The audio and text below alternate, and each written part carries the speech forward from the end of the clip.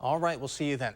One of Madison's oldest child care centers celebrated a big upgrade today. Caboose Childcare Center officially opened their new space on Madison's east side, tripling the number of kids they'll be able to take care of.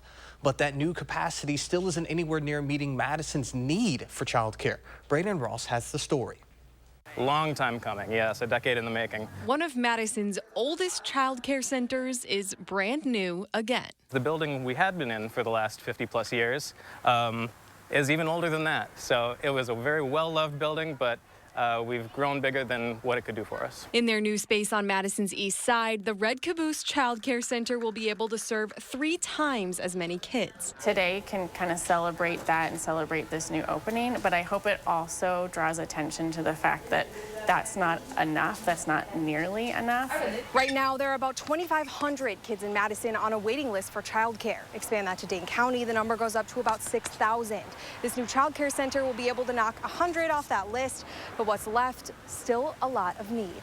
Almost every career decision that I have made, I have always factored in childcare. We do have childcare deserts, even right here in the Madison area, and certainly they're worse right across the state of Wisconsin. State Senate Minority Leader Melissa Agard is a Caboose alum herself. I remember being dropped at Caboose when my parents were going to work and when they were students. Now she and her Democratic colleagues at the state capitol are fighting to preserve a pandemic-era program that would put $365 million in funding towards supporting child care providers. Taking care of the workforce behind the workforce is vitally important. The Child Care Counts program was critical to keeping us afloat through the pandemic.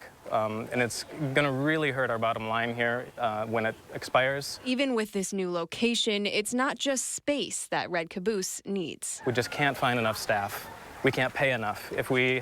In order to pay more to attract more staff, we have to raise our tuition rates, and that puts childcare out of reach for so many families that we as a nonprofit have been trying to reach since we started. We need public investment to be able to make a thriving childcare system.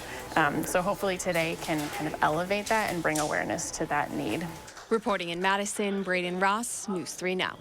Without added funding, the Child Care Counts program will expire in January. The proposal that would keep the program going is still under consideration.